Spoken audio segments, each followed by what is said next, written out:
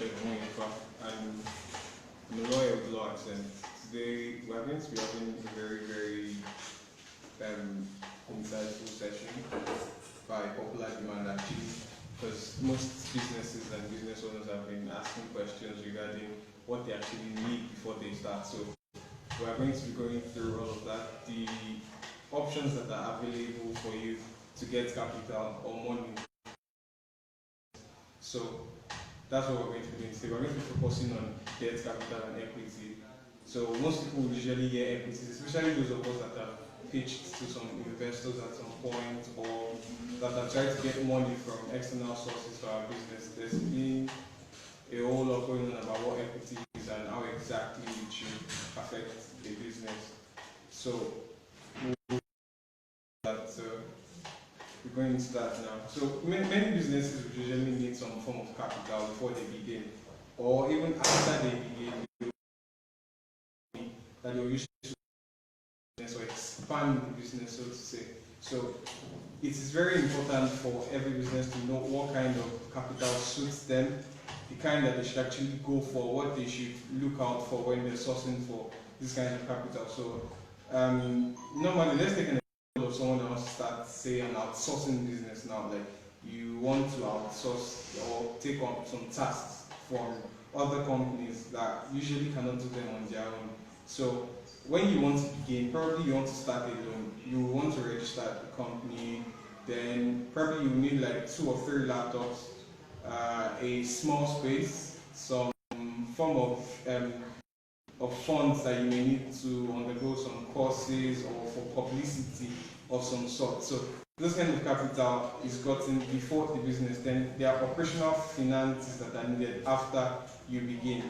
So for example, now like 2-3 years and it's time for expansion. Your tasks are overwhelming, you need more people, you need more experts, and then you decide to start employing more people. So this may involve bigger space, getting more laptops, getting some more like participatory courses for your employees to undergo, so that they can better sharpen their skills and give better service. So this is capital intensive, such that you may not have made enough money within those 3 years to actually undergo this kind of expansion. Let's say you are planning to expand from a 4-man workforce to like a 50-man workforce. So that's huge, and it's not something that you would want to take money out of your pocket. So that's what we're going to be going through, how you can get money for that kind of expansion and before you start your business. So normally there are many ways you can actually get funds. There are some not so formal ways, like asking from your friends and family, or let's say well-wishers, quote and unquote, that believe in your idea and think that you can actually pull this off. Then you could do a crowdfunding.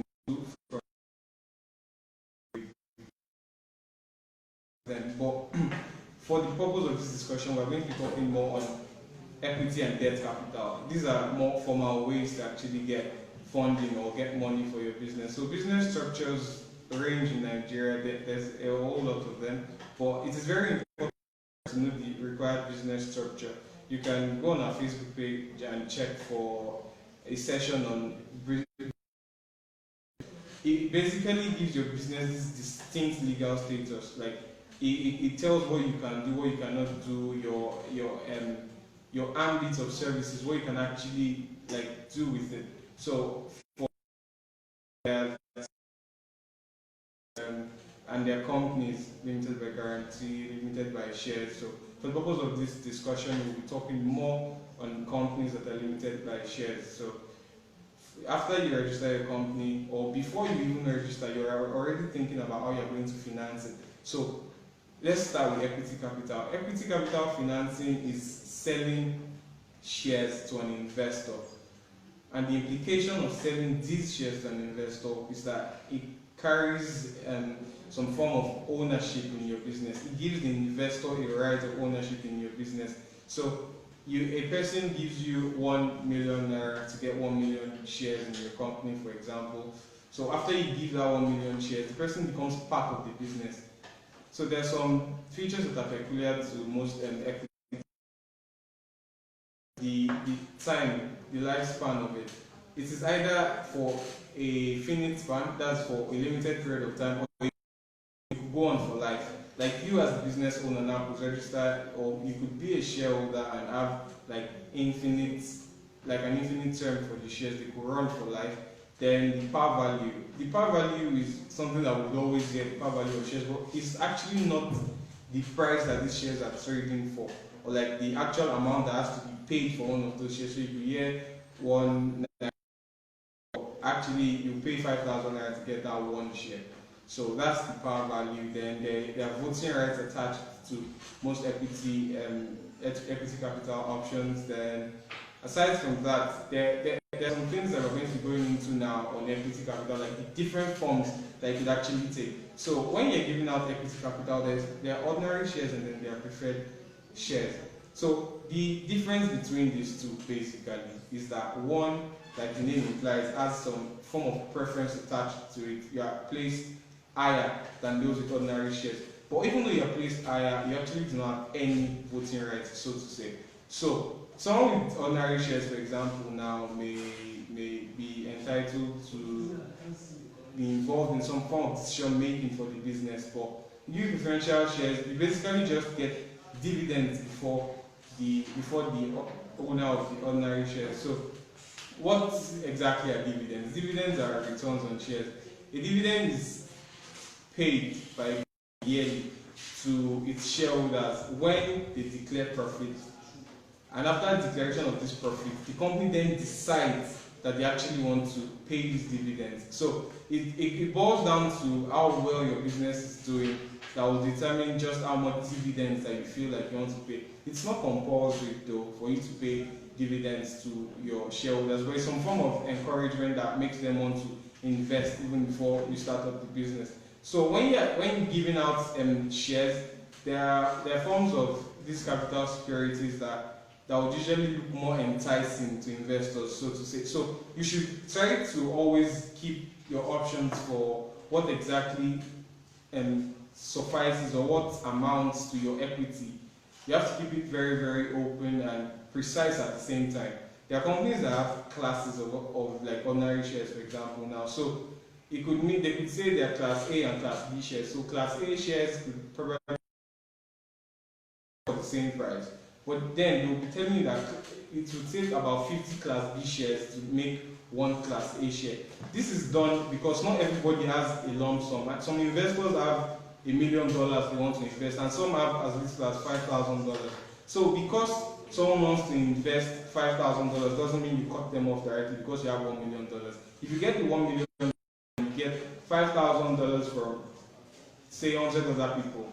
That makes up the $1 million too. So basically, you should make, even though it means creating like a lower form or a subordinate form of equity capital. So from what we've discussed so far, there's some things that can be noted or that you can set your minds that are peculiar for equity capital. First is that it gives some form of interest in your business to whatever investor it is that's giving you money for them.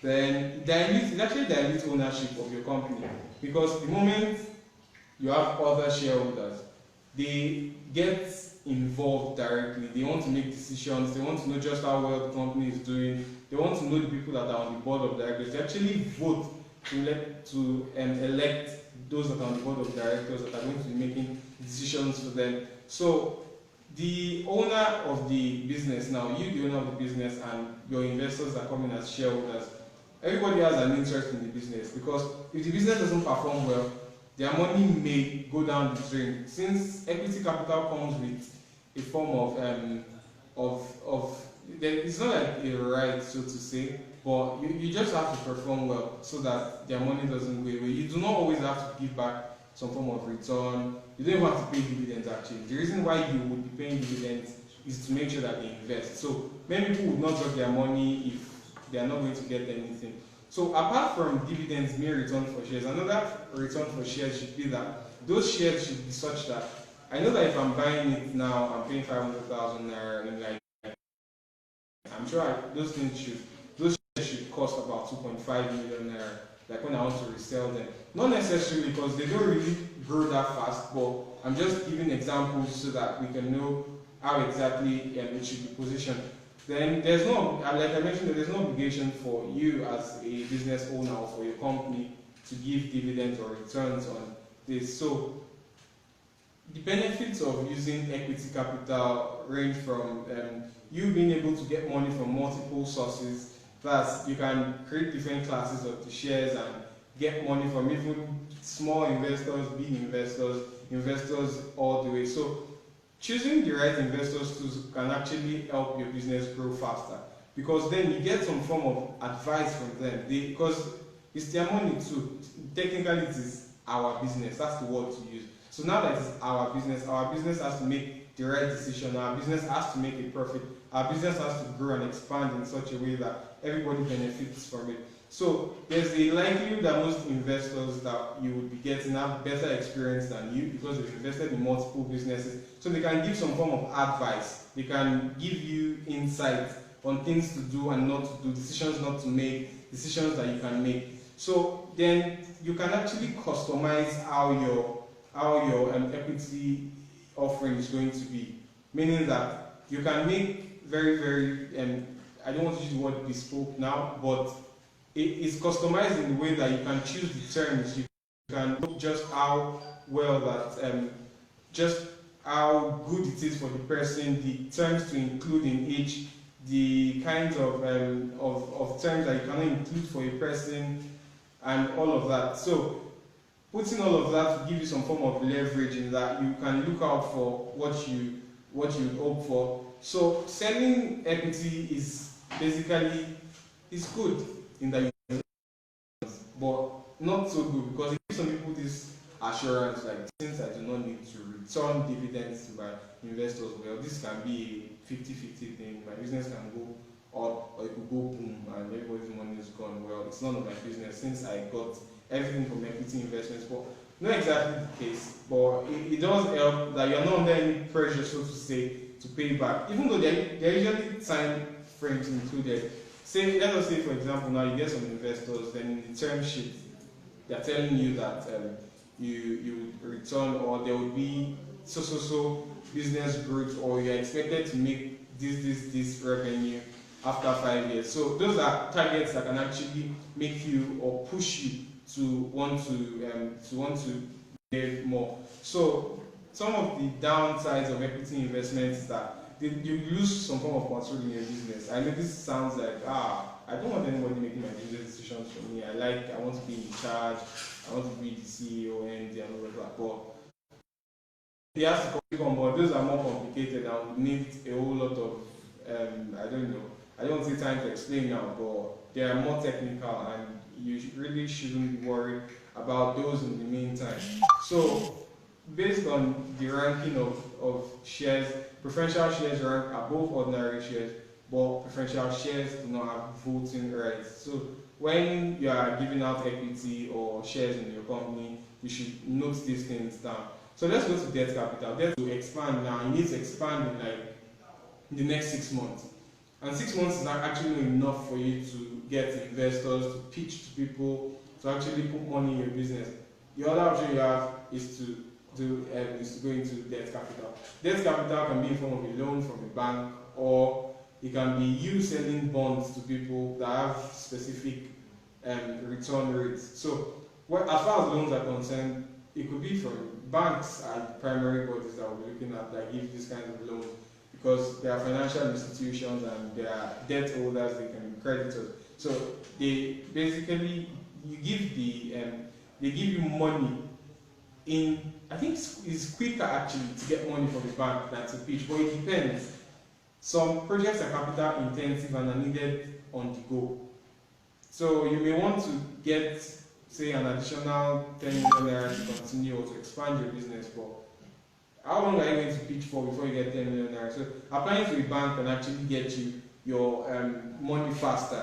So unlike equity investors, actually, equity investments are more risky, or equity capital is more risky than loans, because debt ranks higher. There's something that they call a priority of claims, the seniority ranking. So basically what this is that it's, imagine that, say, your business wants to wind up today, or you cannot continue, you want to foreclose, you want to close up operations and wind up the business. On that seniority ranking list, debt capital or people that have that you borrowed money from are ranked higher than equity investors. So, but there are different forms of debt investors too, as the list goes down. When equity capital is involved, preference shareholders rank higher than ordinary shareholders. There's secured debt and unsecured debt. Secured debt is debt that you get from giving a collateral. You have to place some form of property or equipment down before they give the loan. This helps to alleviate the risk that is associated. So in the event that you cannot pay back the loan, the bank, for example, takes over your collateral. Then there are unsecured debts that do not need any form of collateral or putting down your property or equipment or of any form before you get them. So, like I was saying before, for the seniority ranking, debt securities rank, then unsecured debt. Then there's a form of debt that is for you as a business owner to actually do. When you are ranking this debt, there are some lower forms of unsecured debt. They are called subordinated debt. So that lower rank, they are gotten to, they give you money too. They are for the purpose of that transaction, they debtor to them. And when you get it, they are not ranked as high as the unsecured debt, the senior unsecured debt, but they are ranked in such a way that they are above equity investors. So they are in between your debt securities and debt investors and in between your equity investors. So you have there's the secured debt, unsecured debt, senior subordinated debt, and junior subordinated debt. So, but all in all, those four upper classes rank above equity shareholders. But in a way, too, even if you're a debt investor, you have to still monitor like what the business is doing and take into consideration, because it may get to a point where the equity investors know that the business is not going to make any headway, then they choose to actually stop investing or putting in more effort to the business. So that's risky for you too, because if at the end of the day or during the winding up process, the assets available are not able to cover for all your money, you get to lose money too, and then that will lead to some long or prolonged form of court sittings and trying to get your money back and recovery and all of that. So the difference basically between debt capital and equity capital from the point of the investors is that the risk that's involved. But for you as a business owner, you will probably get debt capital quicker than equity capital, because that is when you have a collateral to actually put down, or there are some conditions that are tied to it. So debt capital comes more in a contractual form. So unlike equity, where you are not obliged to pay dividends, you have to pay back the debt, usually with interest. So the interest that you are paying is like the cost that you are getting for getting that money in time. And on the position of the lender, the reason why you are paying it is because of the opportunity cost. Like, you could have used the money for any other thing. They could have put it in the farm to make more. But giving it to you, that's why you are paying interest. So these interests can range from whatever. So apart from loans, there are bonds. Bonds are that are issued by a company to they are highly regulated though, so it's not something you can just go into. There are usually some smaller forms of like commercial paper. Bonds, like I said, they're highly regulated. So for you to give out bonds, you are giving out bonds because people give you money now and you promise to pay back over a period of time. So there's a coupon rate that you pay, it could be semi-annually or annually, and at the end of the bond term, you actually pay back the primary sum. So you are paying interest rates over the life of the bond. So you could get a bond that goes for 6 years. So for every 6 months during that 6 years, you pay a particular sum of money.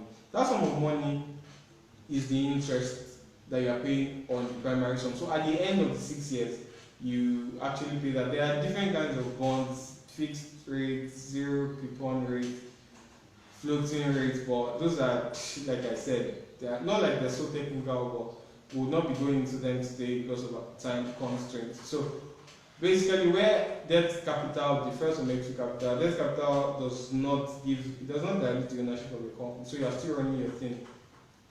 If you know you are this me-centric, not like me-centric person, but you would rather that you are making all the business decisions, debt capital will fly more for you because you're not diluting any form of ownership. But then for debt capital, you have the obligation to actually pay interest. You must return the money that you borrowed. Unlike equity, where it's based on the investment and the way the shares are going to grow and dividends that are issued, you have to pay back your debt with interest more often than not. I don't think anybody would want to, or any institution is ready to give you debt capital without requesting. So you may need a collateral before you can get debt capital, and for smaller businesses it may not be recommended because who knows, we're still going to be benefits and the downsides for debt capital, but there's usually collateral that is involved that you need to put. But one of the good things about debt capital is that it ranks higher in the seniority rank that I mentioned, in the priority of claims. They rank higher than equity investors. So if your business, you settle the debt investors first. If all the assets available or all the money on ground covers for the debt investors and there's nothing left for the shareholders or the equity investors, then the equity investors, well, the money is gone. So the biggest advantage of choosing loans is that you get to control your business, you maintain control of your business. Then loan payments, they go towards, you can actually use it to cut down the amounts that you pay for taxes, because it will be in your liability section of your financial statements, meaning that the money goes out, the interest that you pay on these loans, it goes out. So those monies are not taxed during that period of time.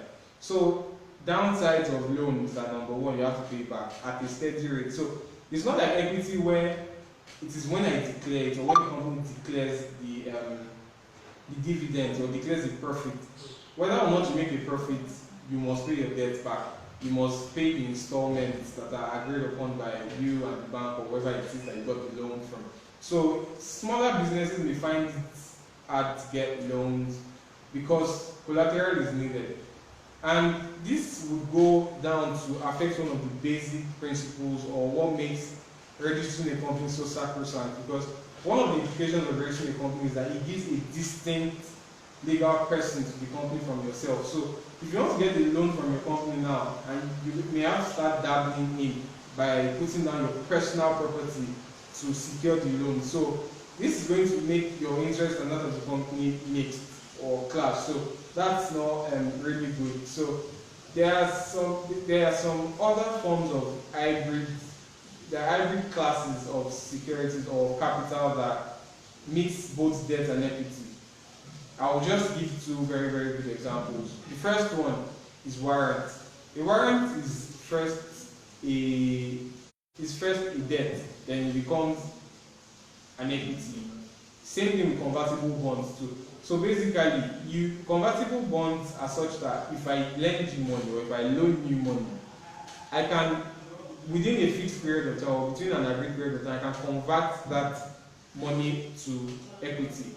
So what this does is that it gives those that you owe debt to, it gives them the option of actually choosing to invest or becoming part of your business. So let us say someone, for example, invested in Microsoft or did a convertible bond, got a convertible bond with Microsoft around the time when they were really, really expanding, and you put in $1 million, but then Microsoft told, or the agreement was that for every $1,000 that you put in for Microsoft, you can get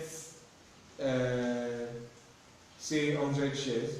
Okay, let's use one share. For every $1,000 that you have, you can convert it to one share after some time. And then during the agreed period, Microsoft shares in the market have gone up to like $8,000 per share. So you can at that point choose to convert your bonds. So your investment just went from 1 million in debt to 80 million in equities. Same thing with warrants too. Warrants give debt holders like the leverage or the option to buy share, some form of discounted equity after they have invested in the form of a loan. So for a smaller business that might not be in a position to issue debt, the best option for you is to go for equities. But for equity investment, you can actually get angel investors or venture capitalists. Those, they give you a more structured way of getting money, because then you have to sign term sheets and everything is standardized, so to say. So you have to be very, very, how would I put it? You have to up your business game if you're going to be getting money from venture capitalists or even an angel investor. Most angel investors usually come from venture capitalists, but if you're going to be dabbling into that, you have to be very, very uptight. You need to be ready to do business. You can't grow at your own rate. You have to grow at the rate of the investors. So if you are in the formation stage of your business, and selling equity stage is actually better. But later, when you need some capital intensive projects to undergo, or you need to really, really expand, then loans may be more suitable then. I would have loved to go more into the full subject, but time constraints, like I said, this needs to get burned after a long period of time. So I'll be putting it at a close there. We'll be taking some other sessions soon. I will see if I can do a continued series of this, talking about how you can get or how you can deal with venture capitalists. I guess we'll have to stay tuned till then. So till then,